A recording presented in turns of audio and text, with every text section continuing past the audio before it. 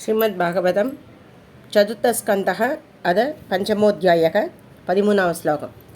धावत्सरुद्र अनुचरैर्मगोमगा नानायुधैर्वामनकैरुधायुतैः पिङ्गैर्पिशङ्गैर्मकरोदराननैः भर्याद्रवद्भिर्वितुरान् वरुध्यत केचित् पभञ्जु प्राग्वंशं पत्नीशालां तथा बरे सद आग्नेत्रशालां च तद्विकारं मकानसं रुरुजोर्यज्ञपात्राणि तदैके अग्निननाशयन् कुण्डेष्वमुद्रयन् केचित् विविधोर्वेदिमेकलाः अभादन्दमुनीनन्ये एके पत्नीरदर्जयन् अपरे जगृकुर्देवान् प्रत्याषण्णान् भलायितान् भृकुम्भबन्धमणिमान्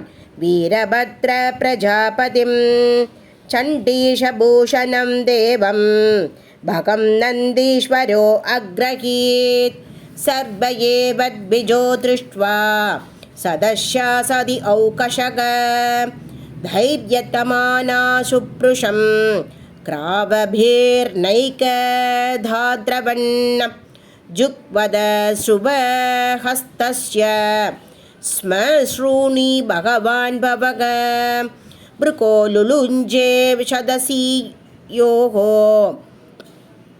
अकशश्मश्रु दर्शयन् भगस्य नेत्रे भगवान् बाधितस्य रुषापुवी उज्जहार सदस्तूक्ष्णा यः सबन्धम् अशुशुसच भूष्णच्चाबाधयद्धन्दान् कालिङ्गस्य यदा बलः सभ्यमाने करिमणि यो अहसद्दर्शयन् ददग आग्रं योरशिदक्षस्य शिददारेण हेतिना छिन्दन्नपि तदुद्धर्तुं नाशक्नो त्र्यम्बकस्तथा शस्त्रैरस्त्रान् विदैरेवम् अग्निभिर्नध्वजं हरग विस्मयं परमाभन्नो दत्यो पशुपतिच्चिरं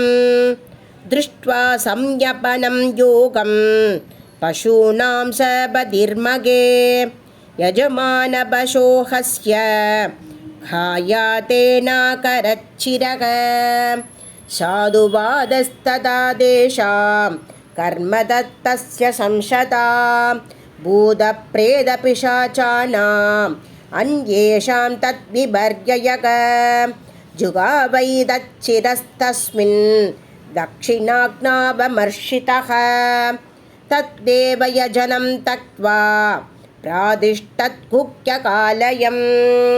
इति श्रीमद्भागवतमहापुराणे चतुर्थस्कन्धे दक्षयज्ञविद्वंसो नाम पञ्चमोऽध्यायः। श्रीहरये नमः श्रीहरये नमः श्रीहरये नमः। गोपिका जीवनस्मरणं गोविन्दा गोविन्दा। सद्गुरुनाथ महाराज की जय।